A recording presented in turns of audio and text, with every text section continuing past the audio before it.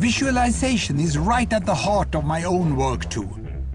I teach global health. And I know having the data is not enough. I have to show it in ways people both enjoy and understand. Now, I'm going to try something I've never done before. Animating the data in real space, with a bit of technical assistance from the crew. So, here we go. First, an axis for health. Life expectancy, from 25 years to 75 years. And down here, an axis for wealth, income per person, $400,000, $4,000, and $40,000. So down here is poor and sick, and up here is rich and healthy. Now, I'm going to show you the world 200 years ago, in 1810. Here come all the countries. Europe brown, Asia red, Middle East green, Africa south of Sahara blue, and the Americas yellow. And the size of the country bubbles show the size of the population. And in 1810, it was pretty crowded down there, wasn't it? All countries were sick and poor. Life expectancy were below 40 in all countries. And only UK and the Netherlands were slightly better off, but not much. And now, why start the world? The Industrial Revolution makes countries in Europe and elsewhere move away from the rest. But the colonized countries in Asia and Africa, they are stuck down there.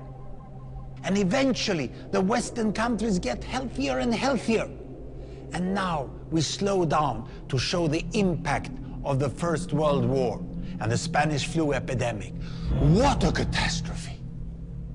And now I speed up through the 1920s and the 1930s. And in spite of the Great Depression, Western countries forge on towards greater wealth and health.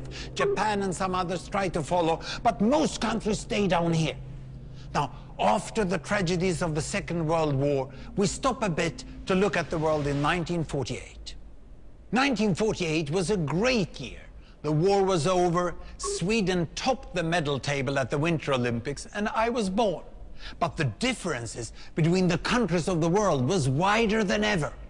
United States was in the front, Japan was catching up.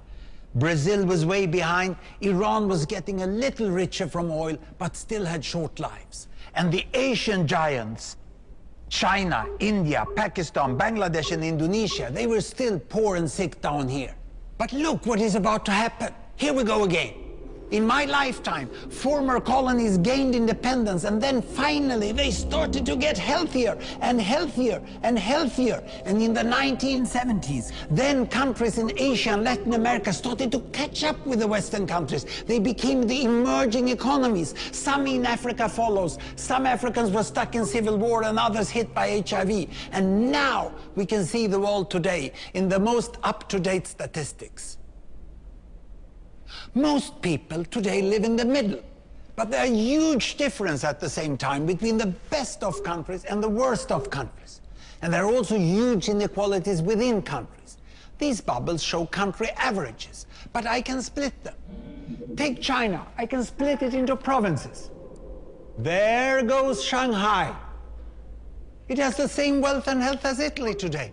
And there is the poor inland province Guizhou. It is like Pakistan. And if I split it further, the rural parts are like Ghana in Africa. And yet, despite the enormous disparities today, we have seen 200 years of remarkable progress. That huge historical gap between the West and the rest is now closing.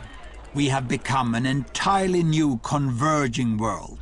And I see a clear trend into the future. With aid, trade, green technology and peace, it's fully possible that everyone can make it to the healthy, wealthy corner.